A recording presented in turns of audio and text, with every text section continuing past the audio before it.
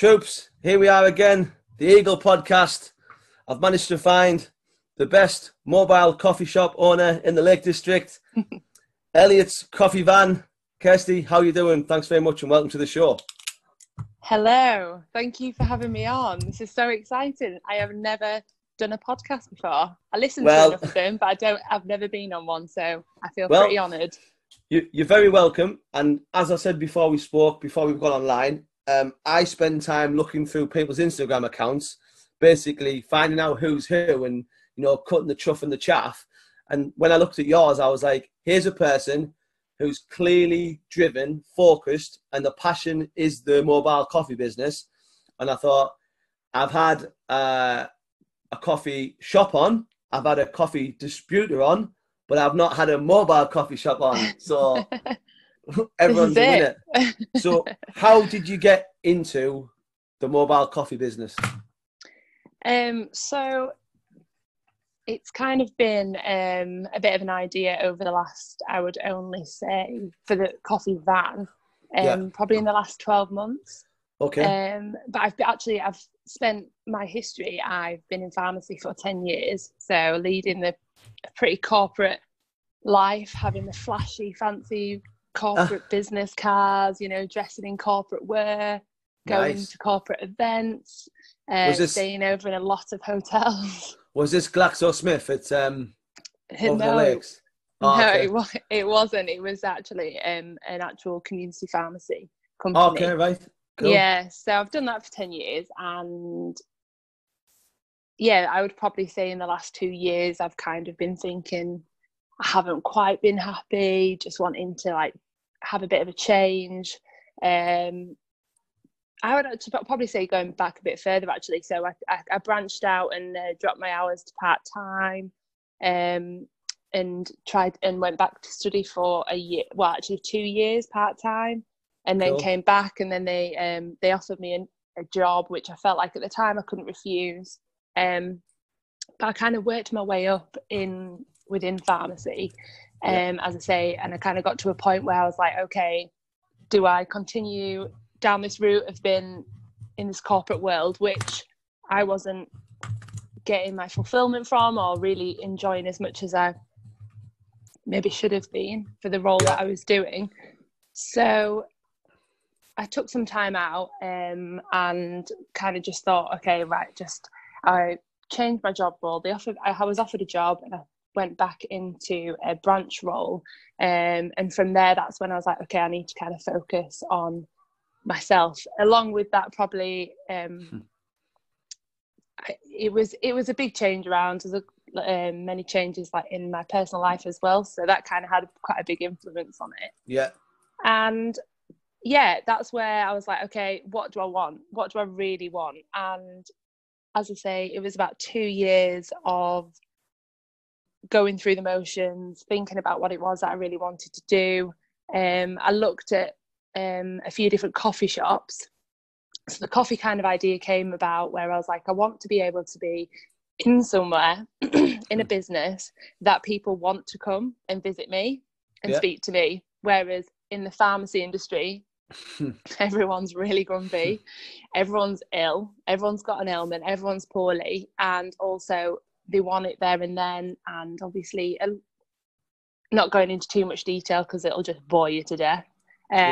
But unfortunately, resources are tight in the pharmacy industry, which led to a lot of people being disappointed or not getting what they wanted.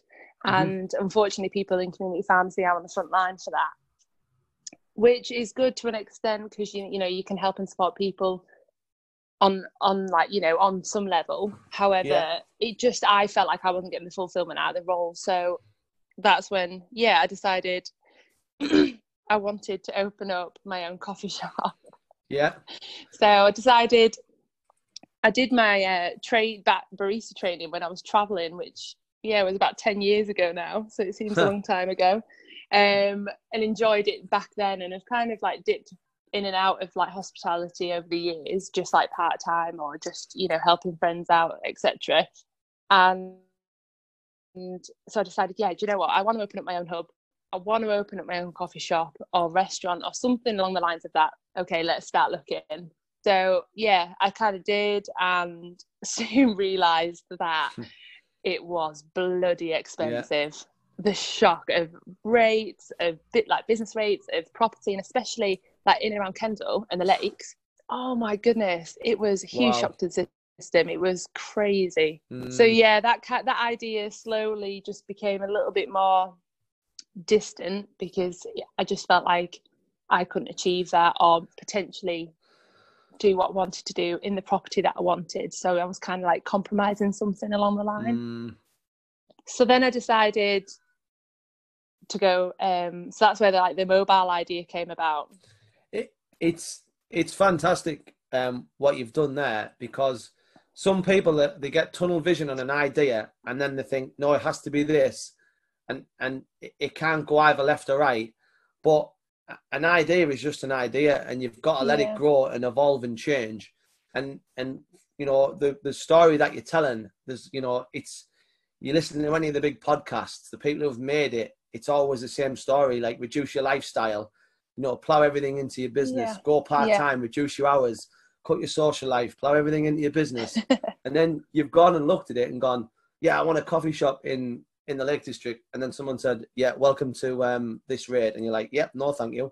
And that's literally what it was. It was, it's extortionate. And at the time when I was looking at it, there wasn't much like local funding to be able to help out or anything like that. So I went, I joined this business startup program through South Lakeland District Council, and that kind of gave me the base and the understanding of what it is like to be running your own business. And there was people in that room who were in a very similar situation to me. Either it was just an idea, they were thinking about it, they had a business plan, or they were like near enough fully established. So you kind of got talking and meeting, and from there you kind of mingling and you know, connecting with people who are similar minded, who kind of are in the same boat as you. And then that's kind of where it kind of came from. But in respects to what I do now, it wasn't just the coffee side that kind of drew me into it. It was more going back, like it was a way of speaking to people, connecting with people, working in the outdoors, and that's kind of where it stemmed from. I knew I wanted to be in the lakes. I knew I wanted to be offering a service to someone, or, you know, to anyone that potentially would be, you know, they would want to come to visit me. They would not just, they have to be there. So you kind of always get in the nicer side of people rather than the crappy side of people, if you would. It's fair enough. And and then I love being outdoors. I always have done since I was younger. I've loved being in the outdoors. But also I love being, I think, especially since getting a bit older, coming out of like the days when you go out to the pubs and, you know, go clubbing and all that, you kind of mature and go into coffee shops and connecting with people and mingling with people and seeing what that kind of environment brings to people. And it was kind of noticing that kind of way of life, and I was like, I really like this. I want a bit of this. When do you think, it just seems to me that in the last couple of years, this coffee, everyone's drinking coffee, has just gone absolutely mental. And I can't honestly think, like, we went from having no coffee shops, very few, to like everywhere's a coffee shop now, like to the point where, you know, it's like the big Costa and Starbucks and all them, like they've all got big chains all over the place. But what do you think caused it? Like, there must have been a cause and effect. There always is.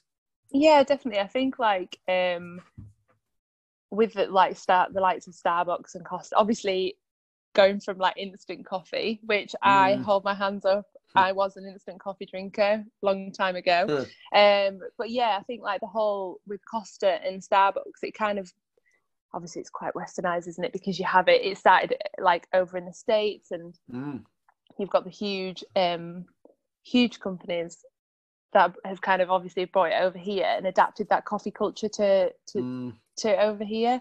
And from there, it's just, I think like a lot of businesses are becoming like more independent businesses, and a lot of like specialized coffee, you know, coffee roasters and things like that, and new businesses have been opening. But there has been a huge shift in coffee culture. I think it's a bit of everything. I think it's like the coffee, I think like the social hub of it, like how it's bringing people together.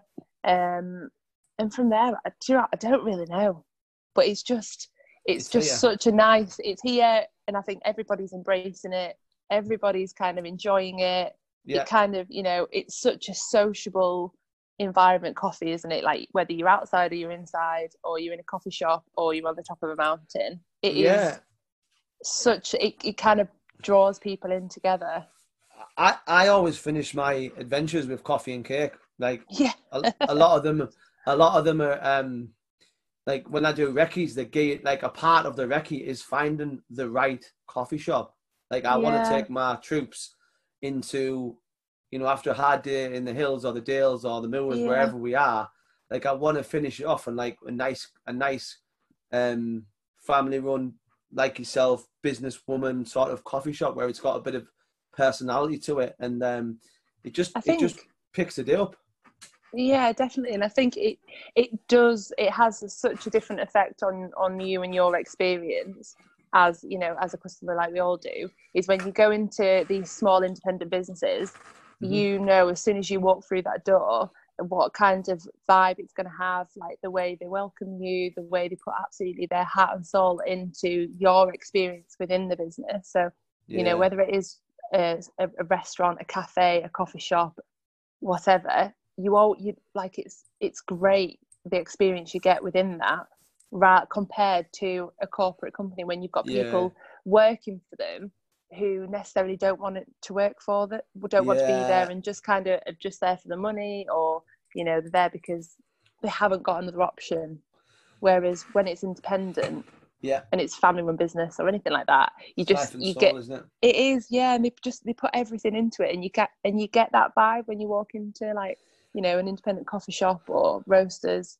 I always find. No, absolutely. I'm very, very lucky that where I'm from in Darlington, a guy who I had on the podcast has got a coffee shop called Ecofriendly Coffee, which is I follow him on Instagram. It's great. Chris.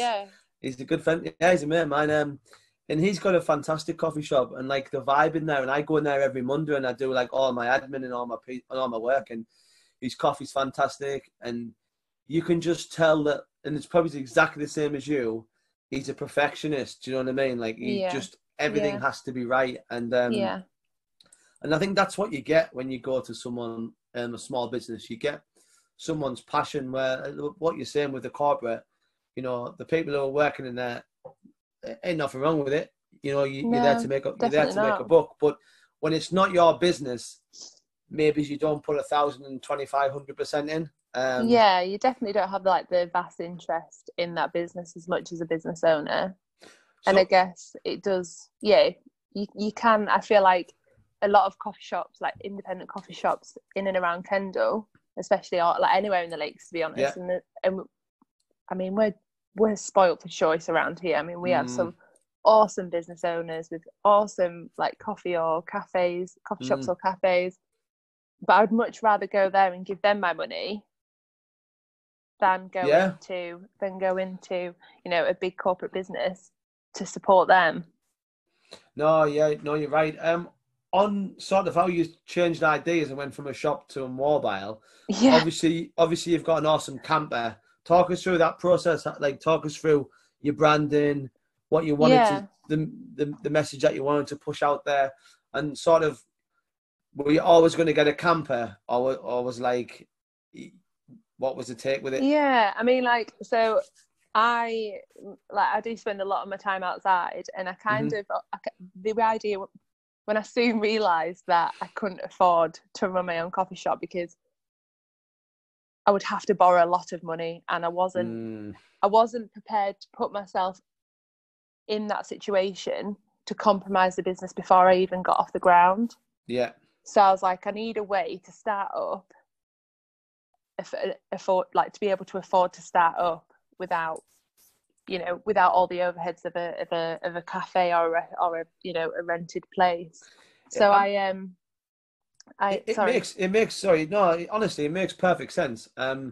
I've bumped into a few sort of mobile coffee shop owners, and everyone I meet is dead laid back and dead sort of like just, this week we're here and next week we're there, and we go to all these great shows and we meet all these new people, and my van's awesome and I've got good coffee and life is good. Do you know what I mean? And I think that's definitely what it is. But I don't think I had that view. Like, looking back now, I don't think I had that view beforehand to know what it was going to be like, because I literally had no idea. And I didn't know whether it was going to work, but I knew if I wanted to make it work, I put everything I physically had into to making it work. But I thought, if it doesn't work for whatever reason, I've still got a van at the end of the day, with a coffee machine in the back. So I'll just live life in the camper with a coffee machine in the back. But regards to kind of where it came out, where it established from was because I do spend quite a lot of time outside, and we always wherever we go, we kind of take the stove tops and we have all the gear and stuff. And it kind of was like, me and my friends were like chatting. We would talk it through, and I said, I just don't see why you should have to compromise coffee when you're outside, when you're up in the mountains, whether you're out on your bike, whether you're out walking, swimming, whatever you're doing, you still should be able to enjoy good coffee wherever you are. So then I was like, well, why don't I go mobile? Why don't I convert my van? So I was working full time at this point, and the idea was to just do shows and festivals and park up where I could, and still work. But it just got to the point where something had to give. I couldn't keep it all juggling. I had to either put my heart and soul into the business and try and get that lifted off the ground, or not do it. To be fair, that was my only option. And obviously, I wasn't going to start with this idea and then I was like, I'm turning 30 this next year, like I need, and if I'm going to do it, I need to do it now. I'm in a situation where I then created a life, so as in like my home life, so I rent, but I'm in a situation where if it didn't go tits up, then I could move in and live in my van, or I could go and live with my family. I've got an awesome network of people around me. I've got an incredible family. I've got amazing friends. And I think that's been so valuable now, looking back as well. If I didn't have them around me that were kept encouraging me, kept me on like the straight and narrow and been like, yeah, you're doing really well. You are making the right decision. On them days where I was like, what am I doing?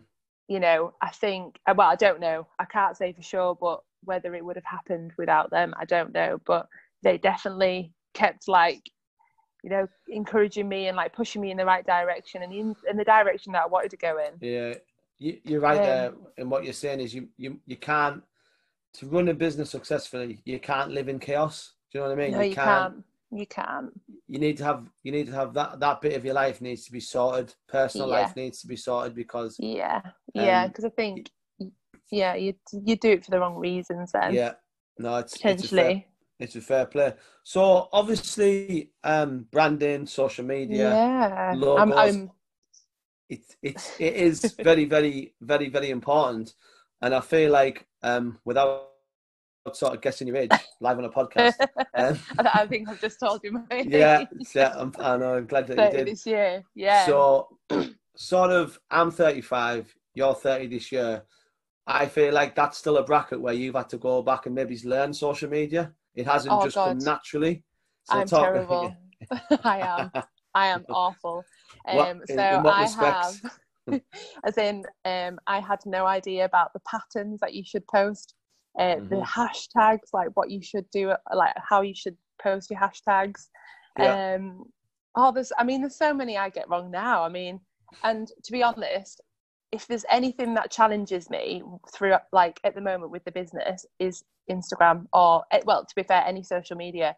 That is the most challenging thing for me, because I'm not good at it. I'm not naturally gifted with social media, and I don't think prior to now I didn't really enjoy social media, and I was never on it all the time. In the previous years, it was always I had to make quite an effort to, like, if I was to ever post something or anything like that. Whereas I've got some really good friends. So I've got a friend who's a blogger. She's a travel blogger. And who's that? Who's your friend? She's called Travelista. Oh, so right, okay. She's over in Leeds. Yeah. Okay, right. I think I've heard of it, yeah. So when I first started out, I picked up a lot of tips from her.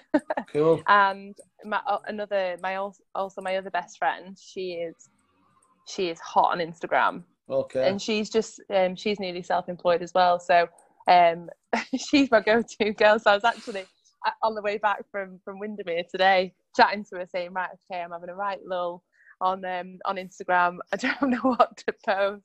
Can you give me a bit of advice on where I need to go, because I'm just struggling?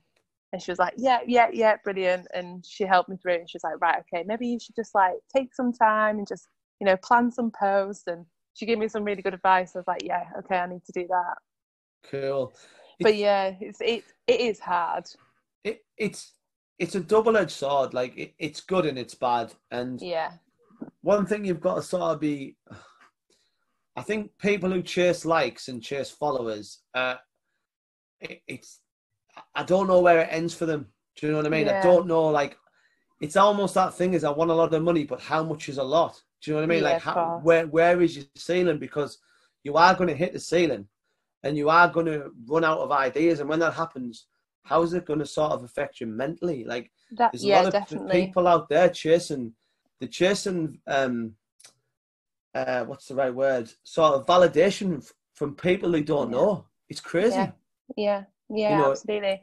And it's a shame, really, because you kind of think, what are you doing it for? Are you doing it because you're passionate about that, or you feel like that's the right thing to do, or that's the right post to put because it's it means something to you, or are you posting it because you sat there waiting for the likes to come through, the comments to come through, for them to say, to praise you, and and if that's the case, maybe that's the wrong reason to do it. It's a bit of a shame, really. Yeah, it's absolutely, and sort of you can sort of tell by looking at accounts when they've got 25 posts and like massive following, and they're not following as many back. And I always sort of look at that thing and I think it's very sad, that actually, because what you're trying to say there is you're really, really interesting, but out of that 4,000 people that's followed you, only 25 people are worth your time, which I always think is just like, now go face to face with that person who they followed you, but you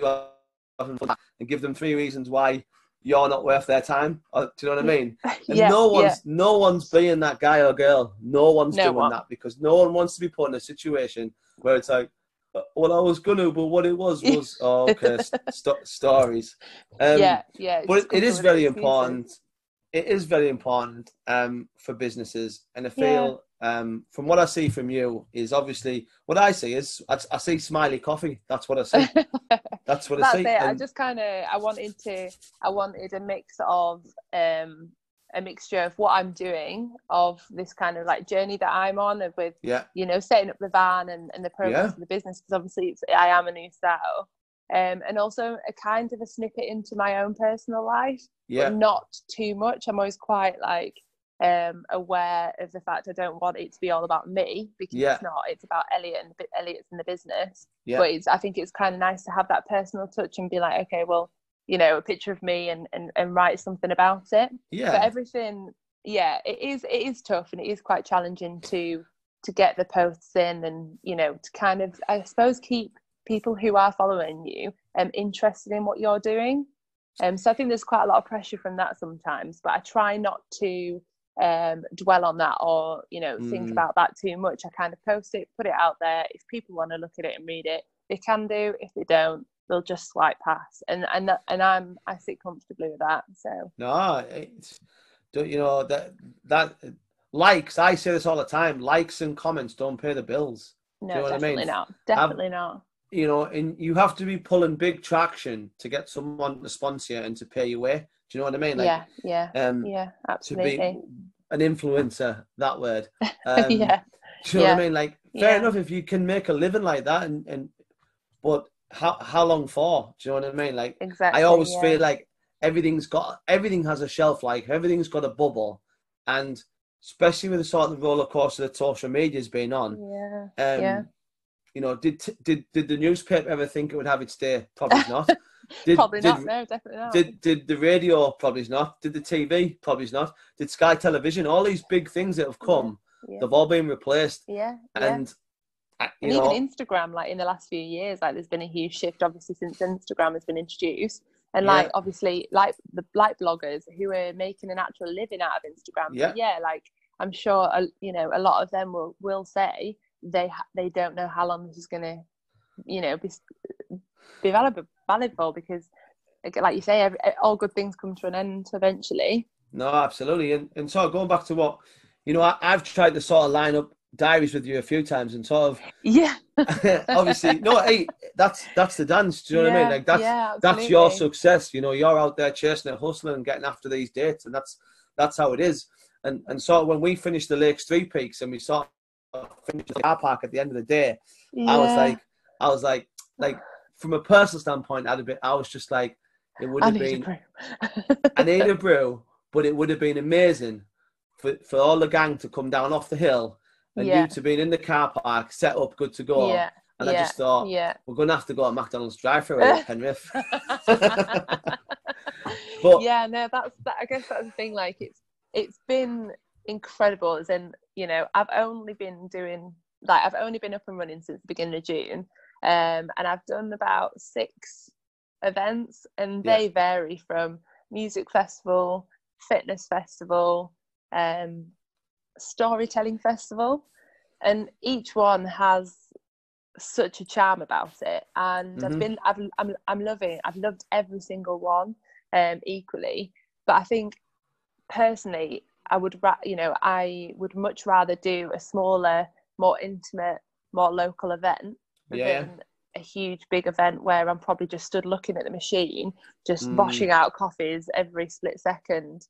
I think that would probably take the enjoyment out of it a bit for me. Here's a one for you.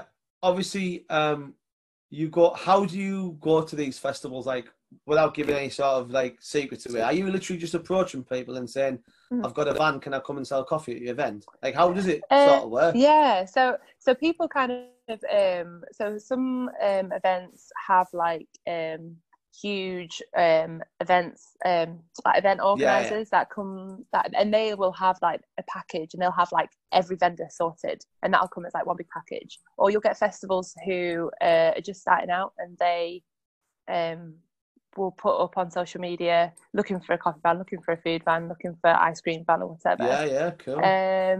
You know, and there's been somewhere they actually put it up for tender every year. Right. So like you kind of get to know you know, which months. So like there's a few that are coming like for next year who are like, right, okay, you need to apply in February, and it's kind of first come first serve, I think. So every single festival is different. They all have the different processes. They all have the different rules. I've been lucky with this year. Quite a few of the ones that I've done, a few of the ones that I've done have that. This is their first year as well. So the one that I did in my first ever festival, that was their first year of doing it. So it was new for them. It was new for me. It was absolutely insane. It was brilliant. It was such a good do. But yeah, I guess like maybe the bigger they get, then, you know, if a festival gets that big, then I guess they'll organise like big companies to kind of take over that kind of side of things. And have you had anyone sort of famous or semi-famous come along to the van and get a brew off you? Tim Farron today, if you want to call him. Right. Yeah, so he was up at Windy Bay train station today. Oh, nice. Because it was it was the launch of the new trains for the Northern Rail. So cool. He was up there with a lot of the big important people from Northern were there as well. But cool. Yeah, no, going up. Was Alan Hinks not there? Because he loves a train. Old Alan Hinks. Do you follow Alan on Instagram? He loves trains. Follow him on Instagram. He loves a train, and he loves a train, and he loves a mountain. He's well worth a follow. And he likes a brew because he's Yorkshire. I'll have to invite him to come and have a brew at Elliots. Yeah, absolutely. He'd be all over that. But yeah, no one famous so far. Well, time will come. Yeah, that's it. Obviously, a big thing at the moment is I'm conscious of it because I drink a lot of coffee. Is I've got my own mug now. Obviously, recycling and cups and all this and straws is obviously worse than the nuclear winter. How do you manage that? Like, obviously, you live in the Lake District. You're outdoorsy person, so being mindful of the environment that we live in must be sort of like. How do you do it? Yeah. Like, to be fair, it's really interesting because I think it kind of like, so like part of like my ethos was like when I was starting up the business, I was like, I want it to be green as I can. Like, I want it to be environmental as I can.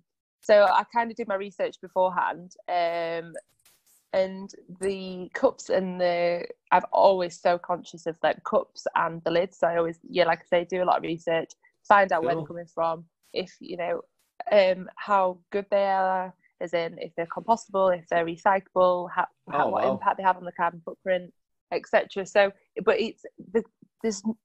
that's constantly changing as well, all the time. So there's cups that have been on the market for like maybe 6 months ago that were seen as the brand to go with because they were the most eco-friendly ones.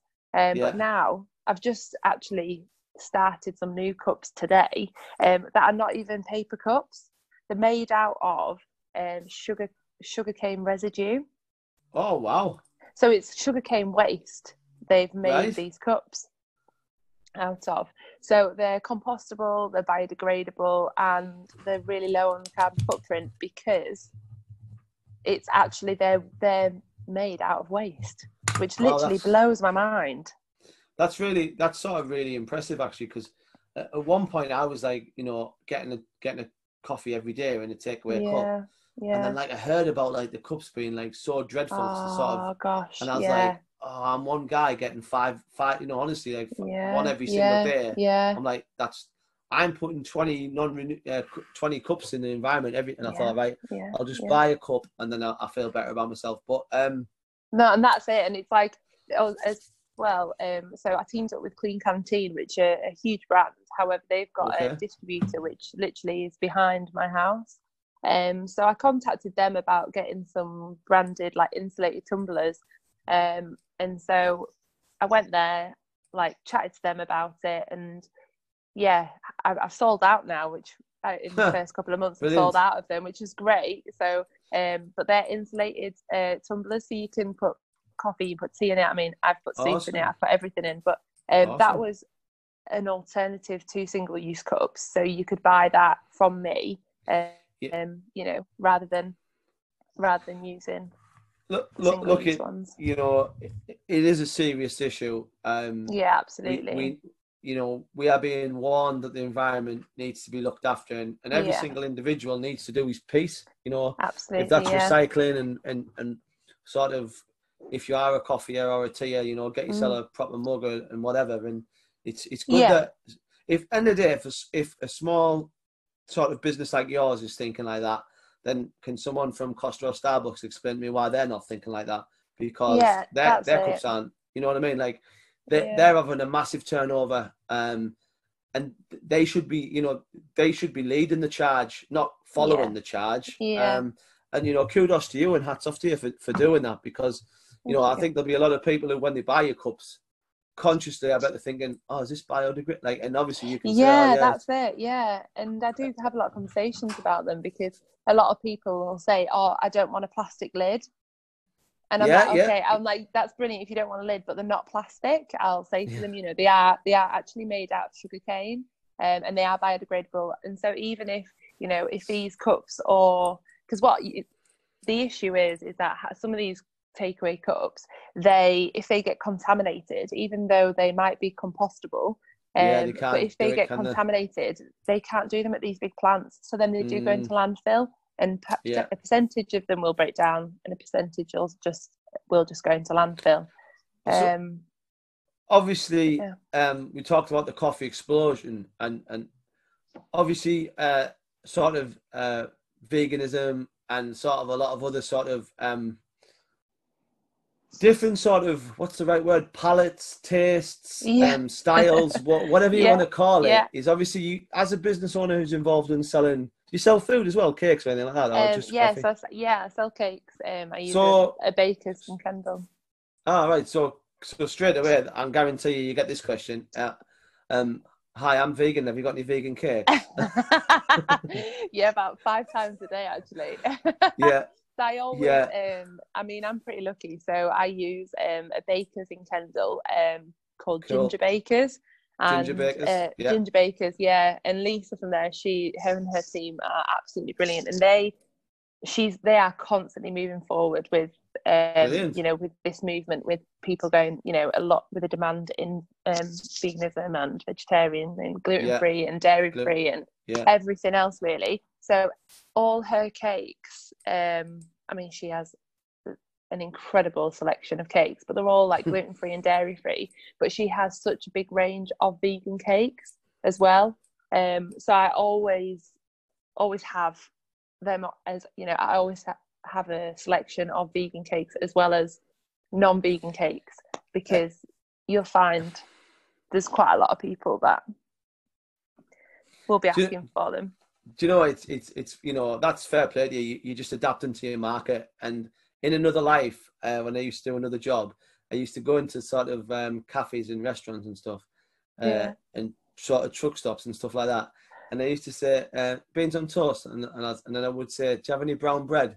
And the answer used to be, well, it will be when it's toasted. And I just used to shake my head and think, like, you haven't even got brown bread. It's like 2016. You don't even have brown bread. Like, some people are so stuck in like that way of thinking. Yeah, like, definitely. Do you want a healthy breakfast? What scrambled egg on toast? Yeah, that's healthy.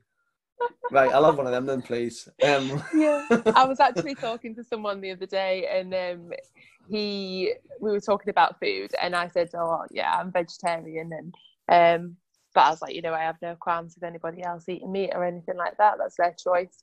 And he was saying that all he eats is beans and sausage rolls. And I said, well, you could have, what about carbs? Do you have any pasta or anything like that? And he went, pasta? Pasta's healthy. I wouldn't have that. I was cracking up. I was like, oh, God. No, it's brilliant. But yeah, there has been that. I mean, even though there's been such a shift in food and drink industry. And it needs to be fair. Yeah, absolutely. But there's still those people that are like that. And I was just like, it's brilliant. So funny. In 20 years' time, there'll be an image, probably in black and white, of a kid about 12, slightly overweight, holding a can of Red Bull. And everyone will be like, I can't believe we used to let kids drink Red Bull. Yeah, that'll be it. That will be it. That's how we'll be defined. Like, that's how this sort of century will be defined. Kids drinking Red Bull at 12. But I find a lot. Sorry. No, go on. Go on. No, I do find a lot now, though. People if they don't have like intolerances or any like requirements, there's so many people that prefer Oatly milk over cow's milk, even though they're absolutely fine. They can drink cow's milk. Yeah. So that's like the preferred option. I had for the first time this week barista milk, Chris Stock's barista milk. Have you seen that? How was that? No, yeah, I've seen it. How was it? It tasted like milk. It's a bit of a silly question I've just asked. Yeah, no, it's completely fine. In shock horror, it came from our local. He gets all of his stuff sort of local.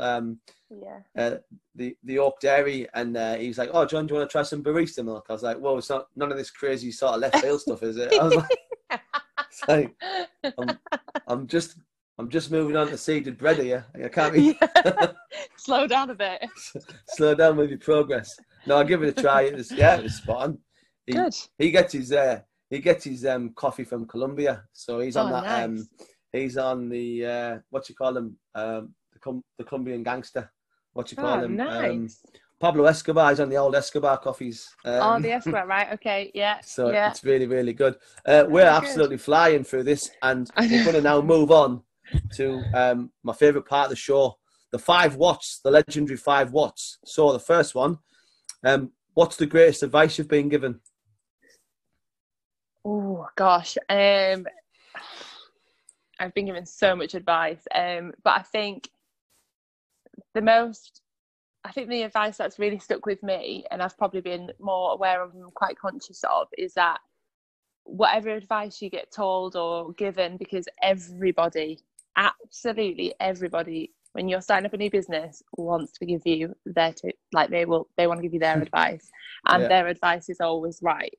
So I think the one good thing is the one that somebody had said to me was listen to it, take it in, but just give yourself time to absorb it.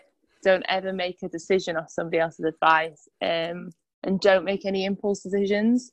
Really take your time to think about it. So, if somebody said, I think you should do this, or I should do that, just go away, think about it, absorb it, take it in, and just don't make any impulse decisions. Fair play. I think that was probably one thing that I've been very conscious and aware of. Yeah, no, that's a fair point. Second one. Yeah. This can either be personal or business. What's on your bucket list? Oh gosh. On my personal level, it's always been travel, and travel has always been on my bucket list. And I've been very fortunate to travel some incredible places around the world. And I think that's one that I will just continuously keep doing. I'll always be traveling, because I think there's just so much to see out there. Definitely. Anywhere in particular?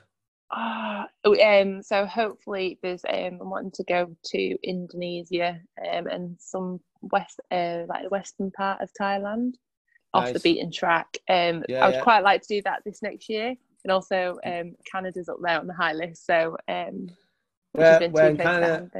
Banff's really nice. Yeah. Oh, nice. Banff. Oh well, I've got some friends at Campbell River, so we might go out and go cycling. So go on a bit of a cycling tour. Just watch out for bears. Yeah. Yeah. Different. It's a different game. In Cumbria, we have Cumbrian Blues. In Canada, they have brown bears. Actually, big grizzly bears. Yeah. Yeah. Fair enough.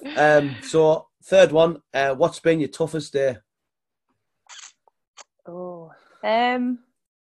I think my first day at the station, my first ever day at Windermere train station, was the hardest day, because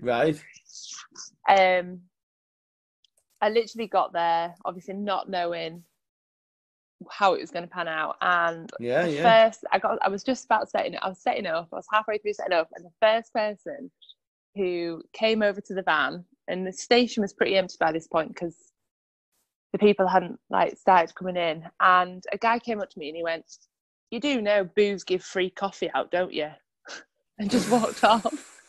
And he just walked off before I could even say anything. Wow. And I was like, "All right, okay." And I just thought, right, it's all right, you're doing the right thing, come on, you'll be fine. And I was like, I was so nervous anyways. And then my first customer came, he got off the train, and a massive gust of wind came and blew the gazebo up.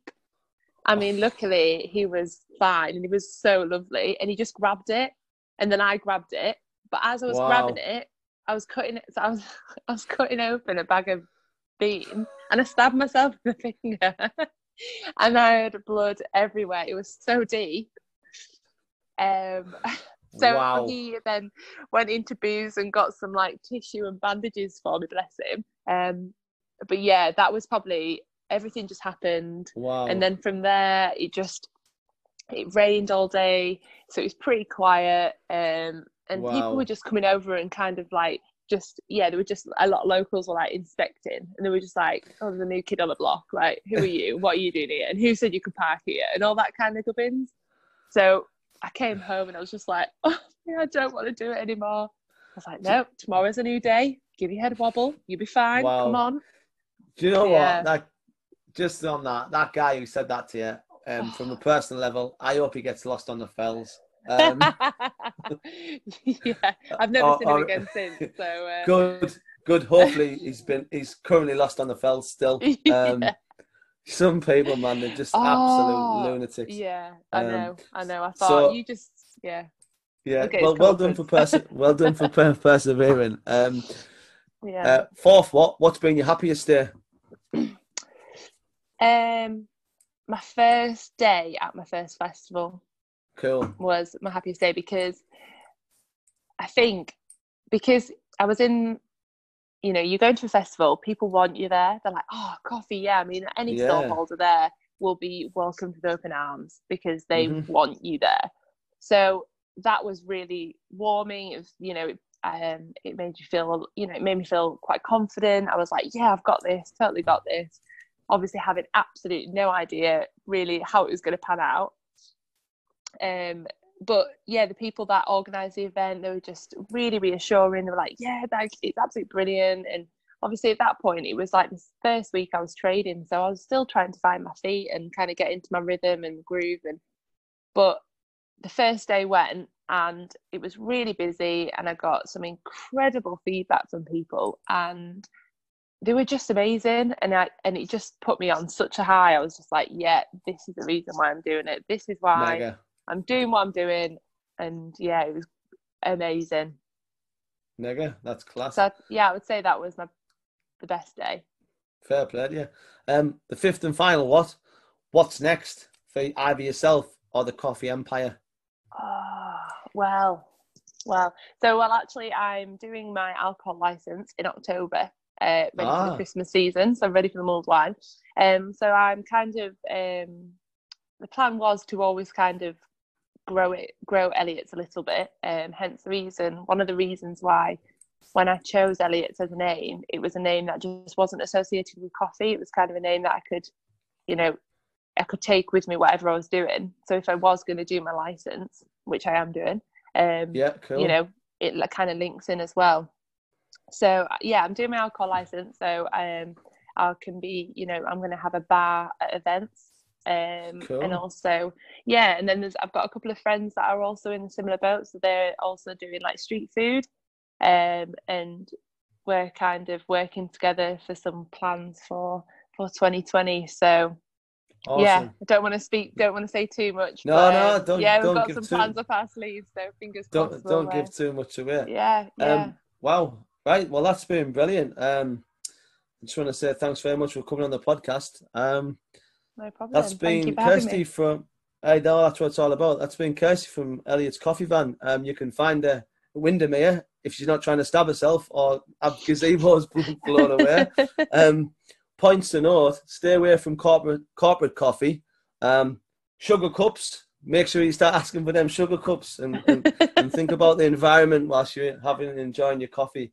Where can people find you on the world of Instagram and social media? So on Facebook, I'm not on Twitter. Haven't got that far yet. Right. But on Facebook and Instagram, I am Elliots Lake District. And it's Elliots with 1 T. Brilliant. And on social? I haven't got a website set up yet because I'm again not that quick at adapting. But on my Instagram page and on my Facebook page, you have my email address. So that's elliotslatedistrict@gmail.com. Cool. And also my contact number is on there for if you wanted to book me for any events or private functions or anything like that. Wow, that's there you go, ladies and gentlemen. If you want to start a business, it involves a lot of hard work and time, but you knew that already. That's going to sort of bring us to the end of this Eagle podcast. On next week's show, I finally tracked him down, Mr. Alfie Usher from Fill My Boots, which is a military banter site, which has forced the MOD to change its social media policy. So I'm really looking forward to seeing this one play out. Ladies and gentlemen, have a great evening. Thanks very much again to Elliots Coffee Van. I will be stopping by with the gang soon to get lattes and various other hot beverages. So thanks very much and good night.